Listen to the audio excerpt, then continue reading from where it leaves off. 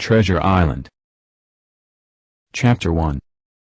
I'll start by writing about the time when my father owned an inn called the Admiral Benbow, many years ago. I remember the day when a man walked into the inn. He was tall and strong, with an old blue coat, and a scar on his face. He looked around him. "This is a nice, quiet place. I'll stay here. Please, take this up to my room," he said, pointing to a large wooden box. "You can call me Captain.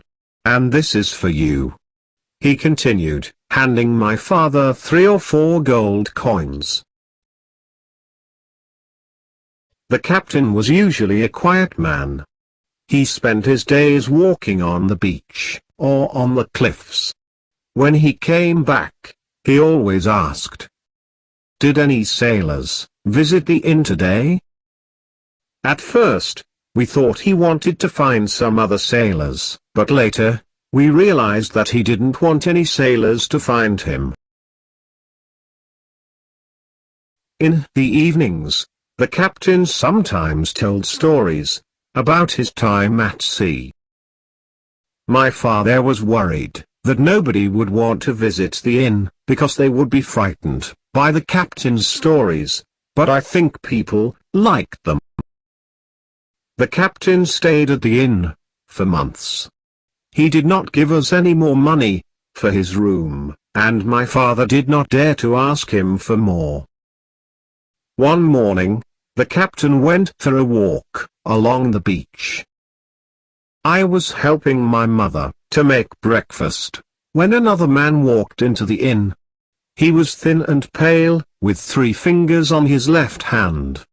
He sat down and asked, "Is this table here for my friend Bill?" I told him that I did not know Bill, and said that the table was for the captain. "Well, my friend Bill might say that he's the captain. He has a scar on his face, and likes to tell a story. Is that him?" "Yes. He's gone for a walk." "Which way did he walk?" I pointed towards the beach. The man stood up, and waited by the door for the captain to return. When the captain saw the man, he looked pale and ill. "Black Dog, that's right. I found my friend Bill. We've had a lot of adventures since I lost these fingers." I left them to talk. Then suddenly, there were loud shouts, and both men stood up and ran outside.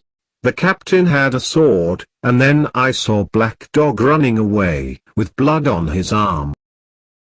The man continued running until we could not see him. The captain walked back into the inn. He looked ill, and suddenly he fell over.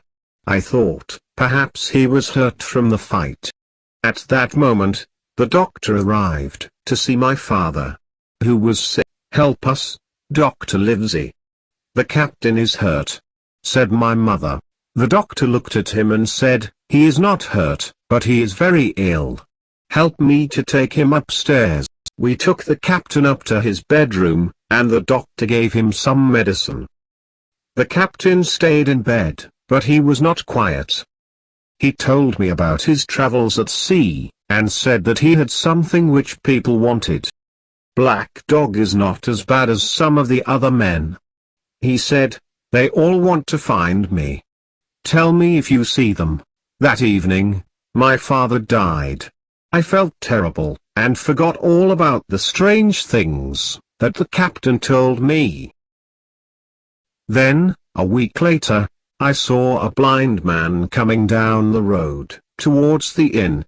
He stopped outside the door when he was near and asked, "Where am I? Will a kind person help me?" "You are at the Admiral Benbow Inn, in Black Hill Cove," I told him. At that moment, he grabbed my hand. "Take me to the captain," he said. "Take me to him now." I walked with the blind man into the inn, and took him to the captain. The captain looked very surprised to see him. "Now, Bill, stay where you are. I can hear you. Take this." He then put something in the captain's hand, turned round and left. The captain looked at what the man gave him. 10 o'clock, he said.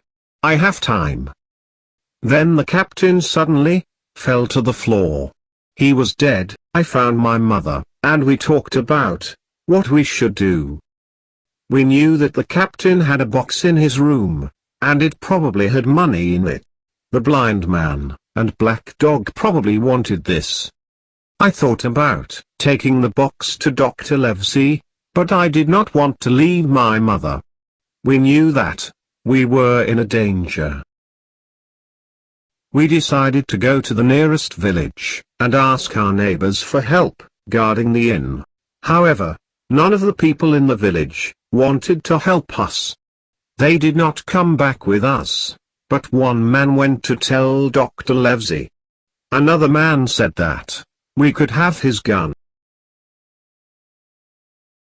It was dark when we returned to the inn.